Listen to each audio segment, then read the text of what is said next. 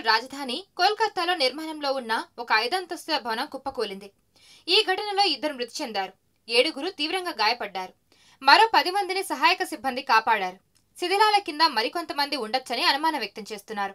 సహాయక చర్యలు కొనసాగుతున్నాయి. ఆదివారం రాత్రి గార్డెన్ రీచ్ ప్రాంతంలో ఈ ఘటన జరిగింది. ప్రమాదంపై రాష్ట్ర ముఖ్యమంత్రి మమతా బెనర్జీ తీవ్ర విచారం వ్యక్తం చేశారు.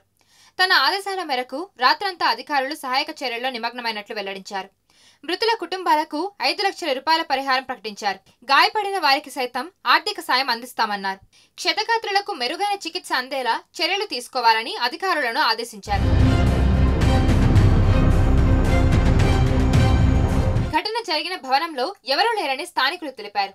కానీ దాని పరిసర ప్రాంతాల్లో ఉన్న గుడిసెలపై శిథిలాలు పడ్డాయని చెప్పారు. వాటిలో ఎవరైనా ఉండే అవకాశం ఉందని పేర్కొన్నారు. 10ల సంఖ్యలో చిక్కుకొని ఉంటారని అనుమానం వ్యక్తం చేశారు.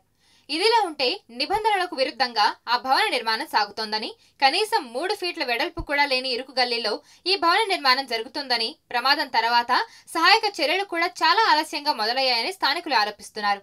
అయితే అధికారులు మాత్రం ఆ ఆరోపణలను ఖండించారు. మరిన్ని వీడియోస్ కోసం ఛానల్ ని సబ్స్క్రైబ్ చేయండి. లేటెస్ట్ అప్డేట్స్ కోసం వాట్సాప్ ఛానల్ ని ఫాలో చేయండి. అండ్ లింక్ డిస్క్రిప్షన్ లో ఉంది.